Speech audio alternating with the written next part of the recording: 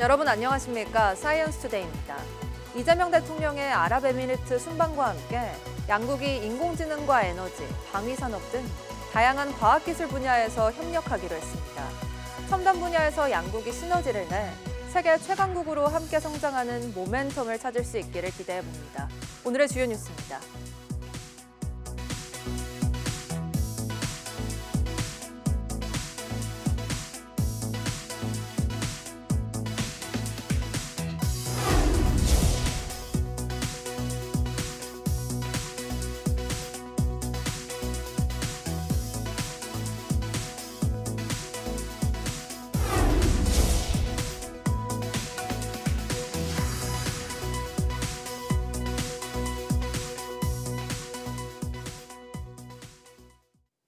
아랍에미리트를 국빈 방문한 이재명 대통령이 양국의 주요 기업인들을 만나 경제 협력 방안을 논의했습니다.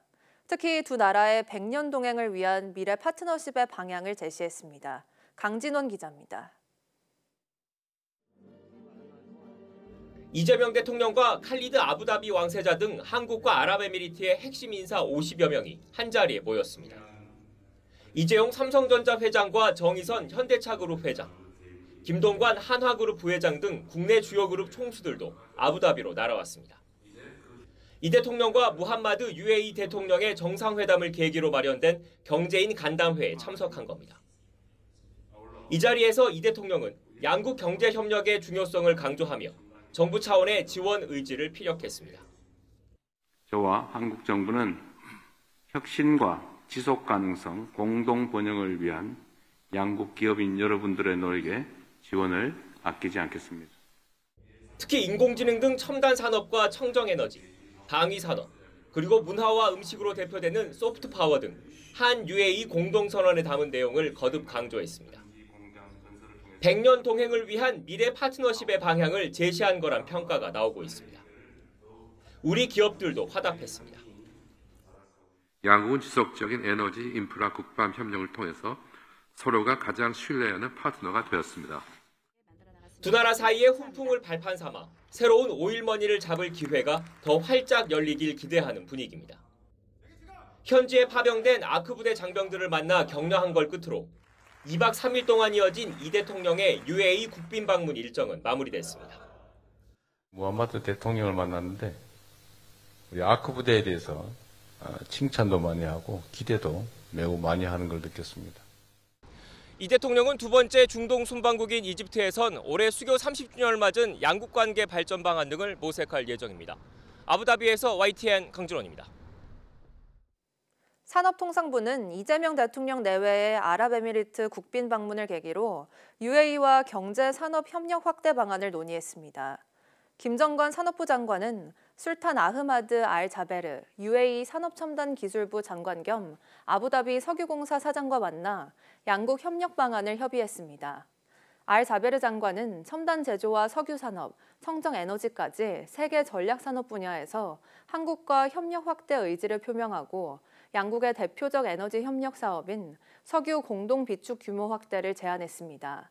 김 장관은 UAE가 추진하는 세계 최대 규모 인공지능 데이터 센터 구축 사업에 경쟁력을 갖춘 많은 한국 기업이 참여할 기회를 확대해달라고 요청했습니다. 또 바라카 원전으로 구축된 협력 경험을 바탕으로 소형 모듈 원전 등의 제3국 공동 진출 협력 모델을 발굴해 나가자고 제안했습니다. 원자력안전위원회가 광주에서 원자력안전협의회 전체 워크숍을 진행합니다. 원안 있는 워크숍을 통해 원자력 안전 정보와 방사성 폐기물, 사용 후 핵연료 관리 현황 등 주제별 교육을 진행할 예정이라고 밝혔습니다. 원자력안전협의회는 원자력 시설 주변 지역과의 소통을 위해 원전 등이 위치한 7개 지역에 설치됐고 지역 주민대표와 지방 공무원, 전문가 등 170여 명이 참여하고 있습니다. 오늘은 예년 기온을 회복하며 이맘때 늦가을 날씨를 되찾겠습니다. 기상청은 주 초에 나타났던 반짝 추위가 점차 누그러져 오늘은 예년 기온을 회복해 이맘때 늦가을 날씨가 이어지겠다고 밝혔습니다. 이후 주말과 휴일까지 큰 추위 없이 맑고 일교차 큰 11월 하순의 날씨가 지속할 전망입니다. 다만 동해안 지방은 건조주의보가 내려진 가운데 초속 20m 이상의 돌풍이 불 것으로 보여 산림 주변에서의 불씨 관리에 각별히 유의해야 합니다. 충북 영동의 한 종오리 농가에서 고병원성 조류 인플루엔자가 발생했습니다. 가금 농장에서 발생한 것은 충북에선 첫 사례인데 방역당국은 10km 방역대 안에 있는 가금류 136만 마리를 대상으로 예찰을 강화했습니다. 김기수 기자입니다. 농가 입구에 출입을 막는 팻말이 내걸렸습니다. 방역요원들이 흰색 방역복을 입은 채 농가 안으로 가며 방역 작업을 벌입니다. 충북 영동의 한 종오리 농가에서 고병원성 조류 인플루엔자가 확진됐습니다. 올겨울 충북 가금 농가에서는 첫 사례며 전국적으로는 6번째입니다. 지난 17일 종오리의 사료 섭취율과 산란율이 떨어지자 농장주가 의심 신고를 했고 정밀검사에서 H5N1형 고병원성 조류 인플루엔자 확진 판정을 받았습니다. 방역당국은 발생 농가를 중심으로 10km 방역대를 설정하고 안에 있는 가금류 136만 마리에 대한 긴급 예찰과 정밀 검사를 진행하고 있습니다. 또 발생 농가의 종오리 4천여 마리는 모두 매몰 처분됐고 철새 도래지 주변 도로와 농가 진출입로 소독도 강화됐습니다. 바이러스라는 건 공기 타고 다니잖아요. 그러기도 하고 차량이 다니다 보면 바퀴에 묻어서 움직일 수도 있고 그래서 차량을 통제하는 겁니다. 방역당국은 충북 지역 오리 농가 전체와 전국 종오리 농가 120여 곳에 대한 정밀검사에 들어갔습니다. 특히 과거 고병원성 조류 인플루엔자 발생 지역 가운데 겨울철 사육 제한에 참여하지 않은 농장 157곳에 대해서도 점검할 예정입니다. 가용 소독 자원을 총동원해서 집중적으로 소독을 하고 있습니다. AI 확산 위험 고조에 따라서 위험 요인을 선제적으로 차단하기 위해서 오염원 유인 차단 방역 추진, 예찰 강화. 방역당국은 낮아진 기온에 확산 우려가 큰 만큼 갑작스러운 폐사 등 의심 증상이 보이면 관계당국에 즉시 신고해달라고 당부했습니다. YTN 김기수입니다. 서울시도 최근 서대문구에서 발견된 야생조류 큰 기러기 폐사체에서 고병원성 AI가 최종 확진됐다고 밝혔습니다. 이에 따라 시는 발견 지점을 포함한 야생조류 서식지에 대해 소독과 예찰을 강화했습니다. 고병원성 AI가 검출된 큰 기러기는 지난 13일 시민신고로 구조돼 서울시 야생동물 구조관리센터에서 치료 중 신경 증상을 보이다 폐사했습니다. 이후 국립야생동물질병관리원에 정밀검사를 의뢰한 결과 H5 항원이 검출됐으며 고병원성 조류 인플루엔자로 최종 확진됐습니다. 카이스트 의과학대학원 한진주 교수, 인하대 의과대학 김양식 교수 공동연구팀이 우울증이 신체의 면역과 뇌신경 사이의 불균형이 핵심 기전임을 규명했습니다. 연구팀은 혈액 속 단백질과 면역세포, 환자 혈액으로 만든 뇌 오가노이드를 분석해 우울증의 발생 과정을 조사했습니다. 그 결과 우울증 환자에게서 면역세포 유전자 발현이 비정상적으로 나타났고 신경신호 전달에 관여하는 단백질이 증가하는 것을 확인했습니다. 또 몸에 염증 반응을 만드는 보채 단백질 C5가 많이 늘어났다며 우울증이 기본과 감정의 문제가 아니라 몸 전체의 면역 균형이 무너지는 것이라고 설명했습니다.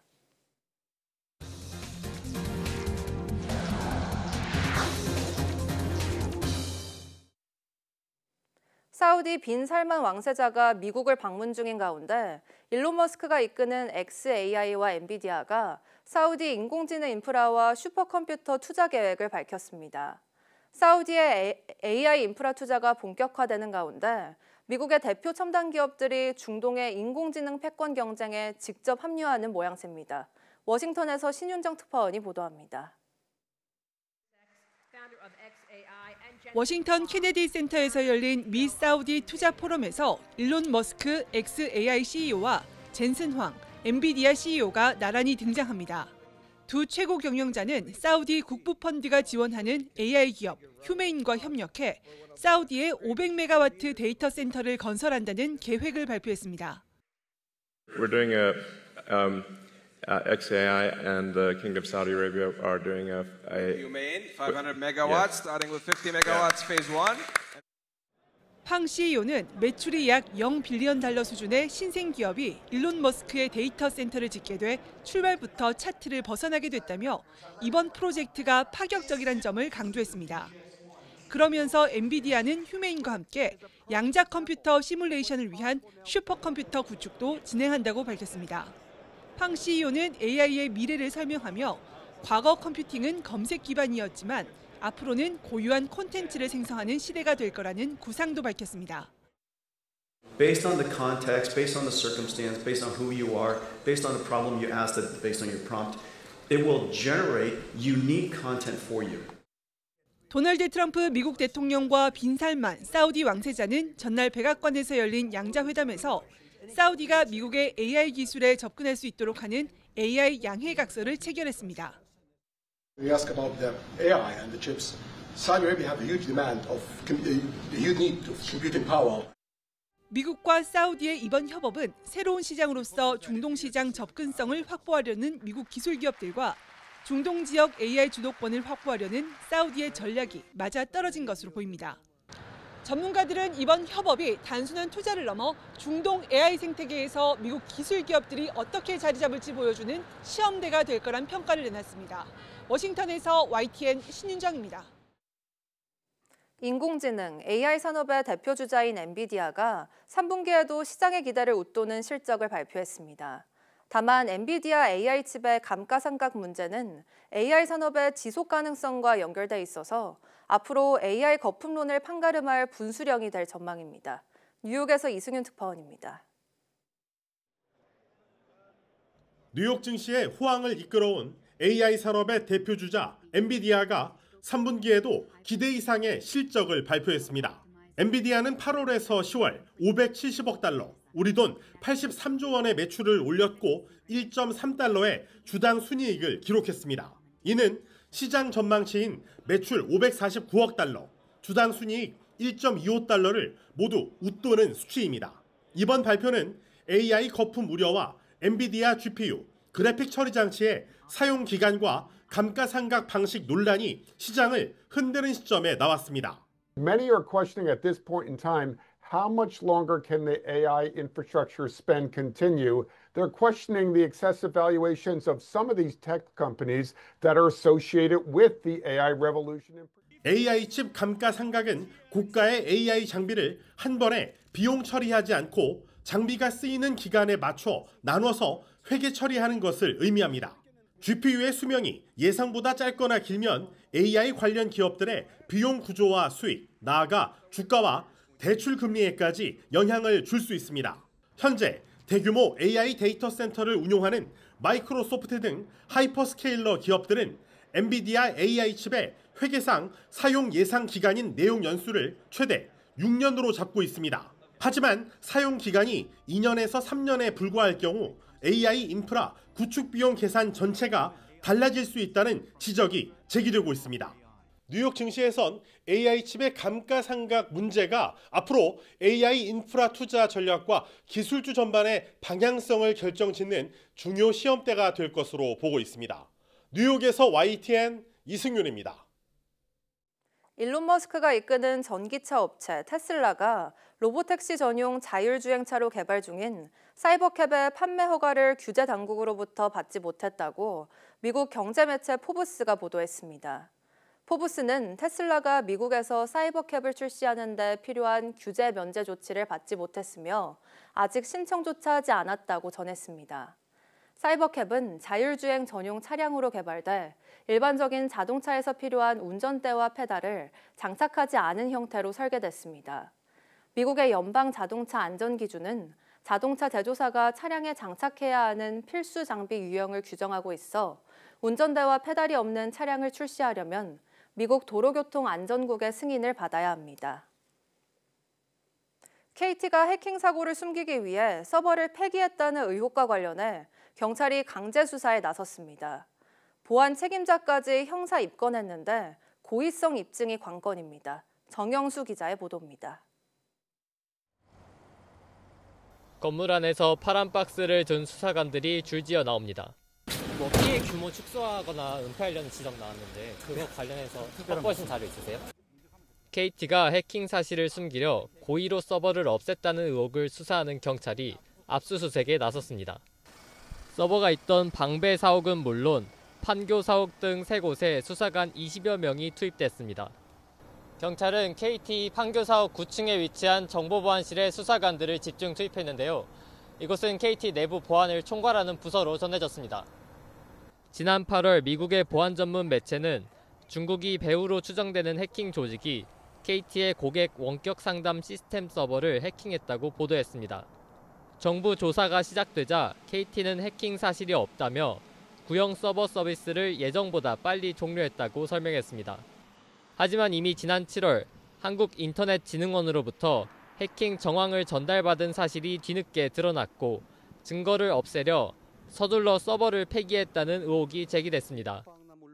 결국 KT는 해킹 정황을 파악한 뒤 2달이 다 돼서야 피해 사실을 인정했습니다.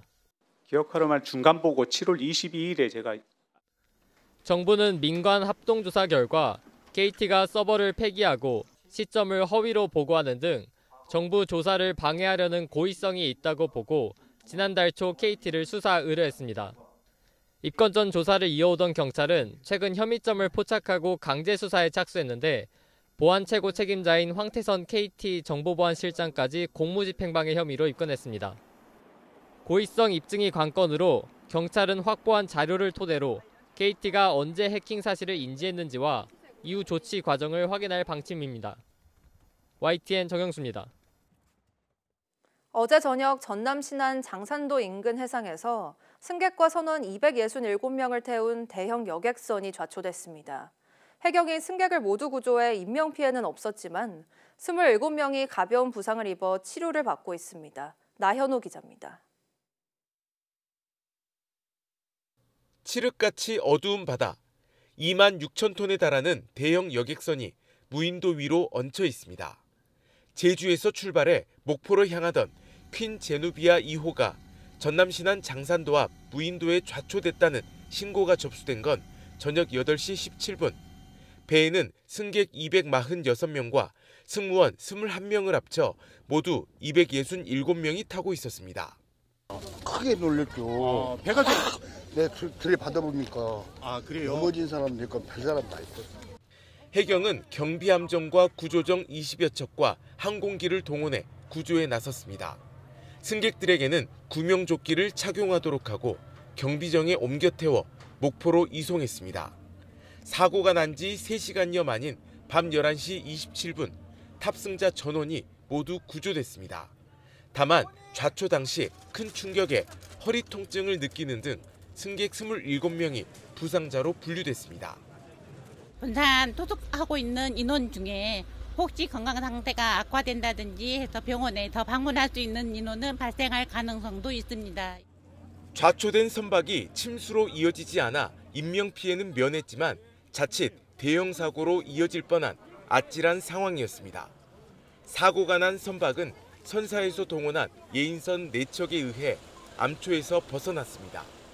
가능하다고 하면은 예인선을 저희가 하는 게 아니고 저 선주 측에서 예인선을 동원해서 2초 작업.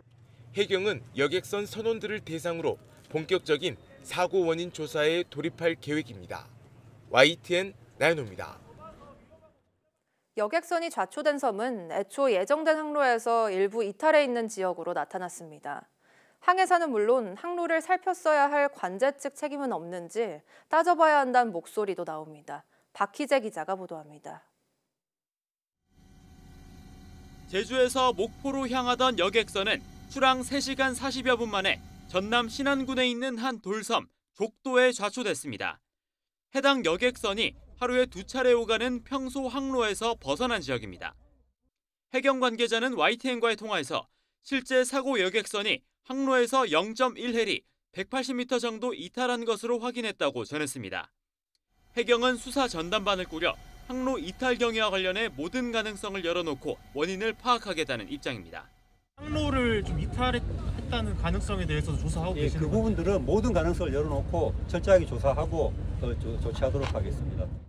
해경은 우선 선주나 항해사가 변침, 즉 방향 전환을 뒤늦게 한 것으로 보고 주의 의무 위반 과실에 무게를 두고 있습니다.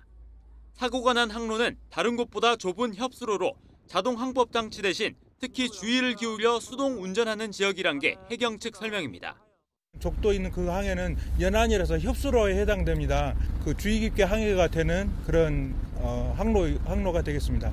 일반적으로 연안 항로에서는 협수로에서는 자동 항법으로 운항하지는 않습니다. 다만 관제 체계를 운용하는 해경 측 과실은 없는지도 따져봐야 할 대목입니다. 해상 사고 예방 등을 위해 24시간 가동되는 관제센터에서 항로 이탈 상황을 미리 인지하진 못했는지 규명해야 한다는 목소리도 나옵니다. GPS로 그 선박이 어떤 경로로 가야 되고 지금 어디로 가고 있는지를 실시간으로 모니터링할 수가 있습니다. 벗어나면 자동 경보 시스템도 있고 눈으로 보여지면 통보할 수도 있는 거고요. 이 밖에도 해경은 선내 CCTV 등을 통해 출항 전 안전 점검에 문제는 없었는지 보타실 근무자의 재실 여부도 꼼꼼히 따져보겠다는 계획입니다. YTN 박희재입니다. 한국소비자원이 최근 3년간 접수된 보일러 피해 구제 사례를 분석한 결과 피해가 겨울철에 집중된 것으로 나타났습니다. 소비자원에 따르면 2021년부터 올해 7월까지 접수된 보일러 관련 피해 구제 신청은 모두 584건으로 이 가운데 330건, 56.5%가 12월부터 3월 사이에 발생한 것으로 집계됐습니다. 분쟁 원인은 제품 하자가 361건으로 가장 많았고 설치 불만이 164건으로 뒤를 이었습니다. 하자 유형으로는 난방과 온수 불량이 가장 많았으며 배관이나 연통 등 주요 부품을 잘못 설치한 사례도 다수 확인됐습니다. 국내 중소기업 절반이 산업 현장의 필수 인력으로 자리 잡은 외국인 근로자의 국내 도입 규모와 체류 자격 비자 확대를 요구하는 것으로 나타났습니다. 한국경영자 총협회는 300인 미만 중소기업 300여 곳을 조사한 결과 외국인 근로자 도입 규모를 올해보다 더 확대해야 한다는 응답이 45.2%로 집계됐다고 밝혔습니다. 특히 현장 일손 부족을 겪는 제조업과 건설업에서는 외국인 도입 규모 확대를 요구하는 응답이 각각 46%, 48%를 기록했습니다. 국내 최초 공립 만화 도서관이 부산에서 운영되고 있습니다. 일반 도서관처럼 열람과 대출이 다 가능한 데다 카페 같은 분위기에 다양한 프로그램도 운영해 인기라고 하는데요. 김종호 기자가 다녀왔습니다. 평일 오후 주택가 도서관. 다양한 책이 이용객 손에 들렸습니다. 책만큼이나 다양한 자세로 독서 삼매경에 빠지는 곳. 고전에서 최신작까지, 교육용에서 전문서적까지 망라한 만화책 4만여 권을 갖춘 국내 최초 공립만화 전용 도서관, 연재만화도서관입니다. 누워서 읽을 수 있는 공간이라던가 이렇게 창문 쪽에 앉아서 볼 수 있는 거라든지 또 저기 미디어를 볼 수 있는 공간이 있더라고요. 그런 게 또 있어서 또 신기하고. 지난 6월 문을 열었는데 벌써 만화 애호가들 사이에서 이른바 성지순례 장소로 소문이 났습니다. 카페 같은 분위기에 만화를 다양하게 체험할 수 있는 시설까지 갖춰서 특히 가족 단위 이용객에게 인기입니다. 어른들이 생각하는 그런 만화만 있을 줄 알았는데 또 애기들도 볼 수 있는 과학이나 또 미술 관련된 만화책도 많아서 의외였습니다. 하루 평균 700~800명씩 꾸준히 찾는 인기 비결에는 일반 도서관처럼 열람과 대출이 동시에 가능하다는 점도 꼽을 수 있습니다. 이렇게 열람 전용인 일부 도서를 제외하면 한 사람당 5권까지 보름 동안 빌릴 수 있습니다. 연재만화도서관은 만화작가 지망생에게 창작실과 강의실을 제공해 꿈을 응원하면서 유명작가 초청 강연회를 여는 등 만화 생태계 발전에도 이바지하고 있습니다. YTN 김종호입니다.